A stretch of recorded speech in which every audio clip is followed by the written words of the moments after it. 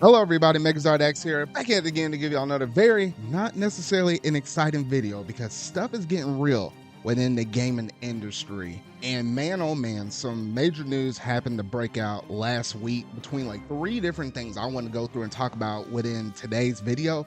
That all in all, I'm just going to go ahead and say it and call it as it is. Some of y'all may not necessarily like it. But is there possibly a gaming crash coming starting within this year of 2024? Because we're starting to see more gaming people getting laid off in the industry from people working behind the studios. We're starting to see people get laid off even before a game could possibly even get released. We're seeing major cancellations of big live service games releasing from Sony, a big first party studio, and they can't manage to successfully launch a game though. And I'm just hearing so many different things and so many different stories, so many different reports where this kind of seems it's all leading up to a possible crash. Like the gaming industry is not really stable right now, outside of maybe Nintendo though, but everybody else is kind of feeling the ramifications of it. So that's what I want to talk about here in today's video though. But if you hadn't already done so, make sure you go and hit that like button, go ahead and hit that subscribe button and that bell to stay up to date on all things video game related I feel like talking about and discussing. But without any further ado, let's go ahead and jump straight up into this video.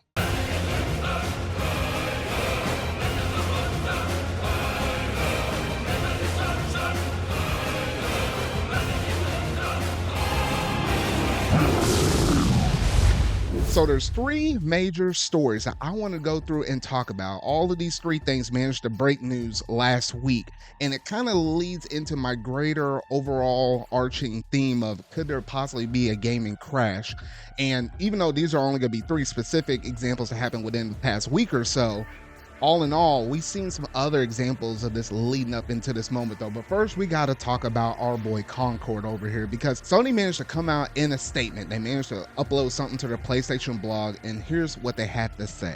Concord fans, we've been listening closely to your feedback since the launch of Concord on PlayStation 5 and PC, and want to thank everybody for who has joined the journey aboard the North Star. Your support and the passionate community has grown around this game and has meant the world to us. However, while many qualities of the experience resonated with players, we also recognize that there are other aspects of the game and our initial launch that didn't land the way we intended. Therefore, at this time, we have decided to take the game offline beginning September 6th and explore options, including those that will better reach our players. While we determine the best path ahead, Concord sales will cease immediately, and we will begin to offer a full refund for all gamers who have purchased the game for PS5 or PC. If you purchase the game on the PlayStation 5 from the PlayStation Store or PlayStation Direct, a refund will be issued back to your original payment method. Customers who have purchased from other digital storefronts will also be refunded. More information about refunds from Steam and Epic can be found below. And that's their statement from Sony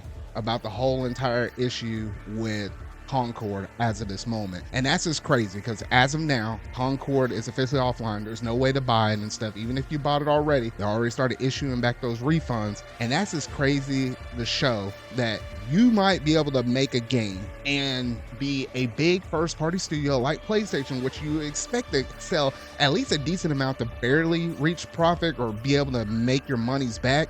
You're not even safe releasing a game that you made yourself from one of your first party studios to put out on the market though. Now, just a reminder for everybody out there, this game was in development for 8 years, and the budget behind this was $250 million, $250 million that was invested in this 8 years. It was basically chasing a trend with Overwatch and stuff. And at the time, it was kind of greenlit by one of Sony's higher ups to say, hey, we got to have this on PlayStation platforms and stuff. Like, we got to have this incorporated in our first party studios.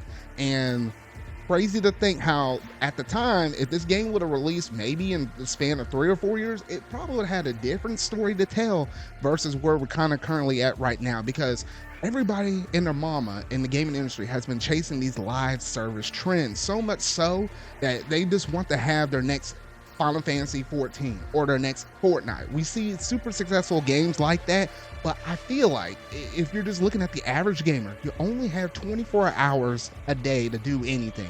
8 hours of it is roughly going to be sleeping. 8 hours of it is going to be roughly working or going to school. What is the last 8 hours? That's where your recreational activities come into play, though. There's only so many hours within the day. And if you already have all of these other live service games or even single player games or standard multiplayer that ain't live service, you only have so many hours a day to invest your time into. And there's no way anybody or their mama is going to be able to invest this much time into some of those other already long lasting games like a Fortnite or a Final Fantasy 14 and also be able to juggle a brand new game. And the way how y'all marketed this game, there was no buzz or no hype to it. Remember a whole entire year ago when they first talked about Concord and stuff?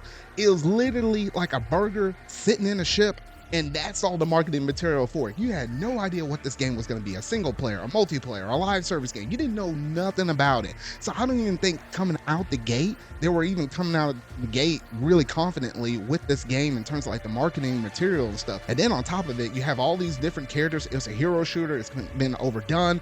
Even in the marketplace itself, there's a lot of, hero shooters that are actually doing free to play instead of Sony out there charging for this game $40 out the gate. I mean, there's just a lot of things that was just naturally stacking up against this game. And unlike games such as like Marvel Rivals, where it's like you had all these Marvel characters from the comics and the movies and stuff that you're able to resonate with, which I can see that game being more successful than Concord, you didn't have any of that familiarity or anything to bond you with these characters in comparison to all these other shooters that might be out there on the market though. So I just think from the very get-go, Sony was destined to fail. And because of these large-scale budgets, you can only manage to fail in these so many different times before it's really going to start to take a hit on your first party studios or any effects. I know Sony is the bigger company overall, outside of the gaming industry, we're going like a few levels up beyond that.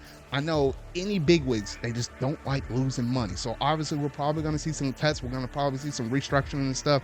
Obviously the game is off the market now. They're probably going to come back with a free to play model maybe a couple or a few months down the road. But by that point, it's like, are people even going to really care? Like even with Multiverses, that game was on the market for a year. They took it down, put it back, but it hasn't really made any splashers or waves since then though. So I mean, like, I don't know. I just feel like a lot of things are stacked up against you, and Sony just needs to take a step back, reconsider all this other stuff in terms of live service games, because they even pulled down Factions before that could even release. And you could have done a lot of other possible single player games or standard multiplayer games that aren't live service, that could have catered well to the PlayStation audience instead of what you just managed to put out. Now, that's just one piece of the story. Let me go ahead and spin it over to the second thing I want to talk about, because apparently Until Dawn, another game that's going to be that's underneath that PlayStation umbrella, they're already going through and making layoffs from that company that's making that remake of a game before the game has even launched. And here's some statements on this developing story as well.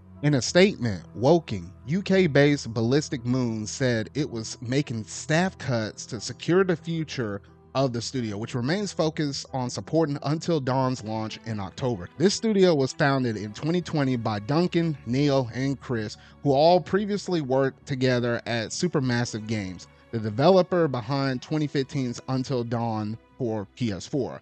As the game industry continues to face complex challenges, we at Ballistic Moon are confronted with some difficult realities, the studio said in a statement published on LinkedIn. It is with deep regret and a heavy heart that we have to make the tough decision to significantly scale down our team to secure the future of our studio. This comes after a development of Until Dawn for PS5 and PC. So we're coming right off the heels with the tragic story with Concord, and we're moving right on over to another game that Sony's going to put out, first party game made by a different studio. And before the game could even come out, they're already going through and doing some restructures within its company before Until Dawn has even managed to launch.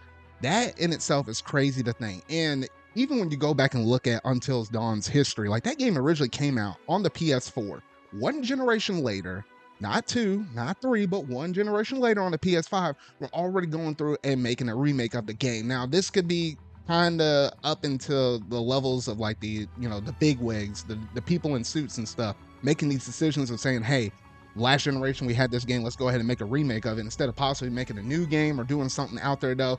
I mean, how many people were asking to have a remake of a game that literally came out on the last generation console, which you're able to actually buy out right now, like on the PlayStation Store? I don't know how many people were necessarily asking for this though, but even when a company like Sony is playing it safe with a remake slash remaster game, and you're still not being able to put enough money up in it to be able to kind of allow these other studios that are working on your games, allow them to be financially stable even before the game even comes out and launches. I mean, like, where are we at right now? It's like, if we're already laying off people before they can even release a game and have it come out the door, like, what does that say in terms of where we're kind of at within the gaming industry? Like, it is on very shaky ground right now, though. And I feel bad for all the people that have to work, and maybe there's some of the people that are still behind, still working on Until Dawn's game release right before it gets pushed out the door though. But like, imagine all that stress and stuff that would be upon you as a game developer, knowing that all half of your friends are already gone and it's up to you to get this thing out and cross the finish line. And then who's to say that you're probably next on the chopping block in order to leave out there? It's like your time's not really being valued and stuff. That's just a really sick, twisting thought that's actually residing in the back of my mind, or probably in the back of all those game developer minds that are actually involved closely within this story, which kind of leads me into the third and final thing I wanted to bring up, and that's all centered around the recent release with Visions of Mana. Because in the same similar method with the Until Dawn's story, Visions of Mana could barely come out on the market on its release day back in that last week of August.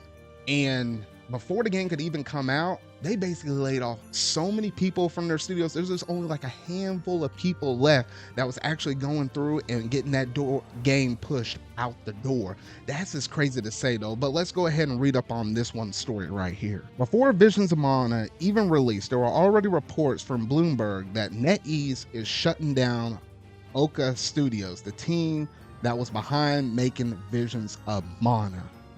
Now, that in itself is pretty crazy, but the closure of Oka Studios is reportedly due to major Chinese companies like NetEase and its rival Tencent shifting away from Japan-centric approach. So this story is a little bit different in comparison to some of the other ones, but there are quite a bit of different parallels that actually kind of make it similar to some of the past two stories that we just recently talked about. Out of all of the three stories that I managed to go through and talk about, Visions of Mana hurts me personally probably the most, because between all these other three games, like Visions of Mana, like, even though it had like a 75 up on Metacritic currently as of this moment, it was one of the ones I've been thoroughly going through and enjoying my time up in it. As at least at the time of this recording, I'm close to around 10 hours of me being already through this game though. But that is so heart-wrenching and so life-sucking that a game that you really love, a game that hasn't even managed to have another mainline game in the series for over about 15 years, you managed to pull a lot of those people that worked on this game and let them go before their game could even come out the door and they could even celebrate them releasing the game though. Now, part of this is like a whole different realm because, you know, you had like some other people that were investing into the studio that are originally from China, and they're probably over here looking at games such as like Black Myth Wukong, where, you know, that game managed to sell like 10 million plus copies in the span of 3 days. I feel like chasing trends is kind of what some of these people in suits are starting to do. They're like, well, this studio hasn't made us necessarily enough money as what we kind of want to.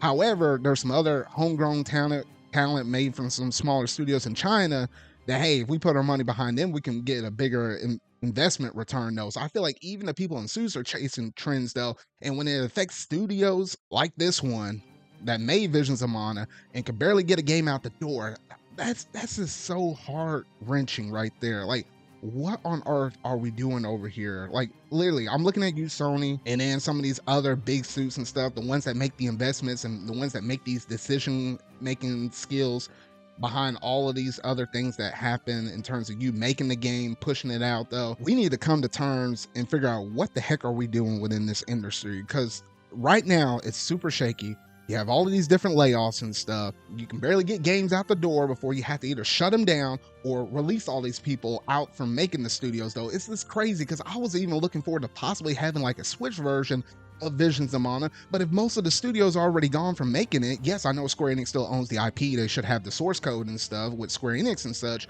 I mean, like, what are the chances of it actually getting a Switch 2 version at this point? Like, that probably will take a lot more resources than probably what they want to put behind it for them to even consider that as a possibility. Like, you know, like this snowball effect keeps going on and on and on. And where does it all bring me back to how I originally started this video of possibly there being a gaming crash? Because at the rate we're going, we heard about, you know, leak reports and stuff about even with Insomniac Games, the budget of like how much money it takes for them to make like a Spider-Man game into like the few hundreds of millions of dollars and stuff. Like, between the crazy expanding budgets, how long it's taken these games to come out of the market, and whether or not there's actually a marketplace for an audience that will be able to receive your products, like, I don't know. Like, we need, like, I feel like the only studio out there that's pretty safe right now is probably Nintendo. And even then, they came out in some statements saying that, hey, it's going to take us longer for us to be able to put games out on the market than what we kind of did in our previous generation, which was the Nintendo Switch, though. So I don't know,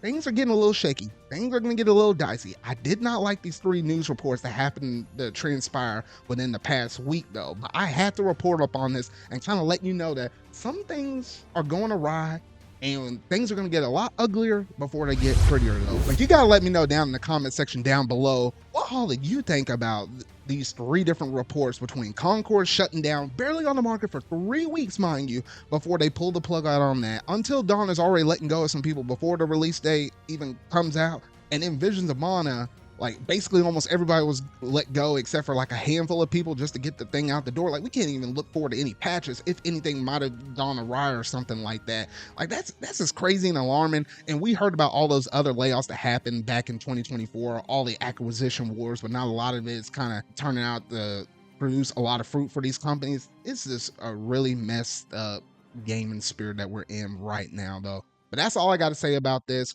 And I don't want to say any more reports or news stories about this, though, but we know that this mess is more than likely coming, though. But that's going to do it for today's video. So if you really like this, make sure to go and hit that like button. Go ahead and hit that subscribe button and that bell to stay up to date on all things video game related I feel like talking about and discussing. So remember, y'all, until our video I make next, see y'all.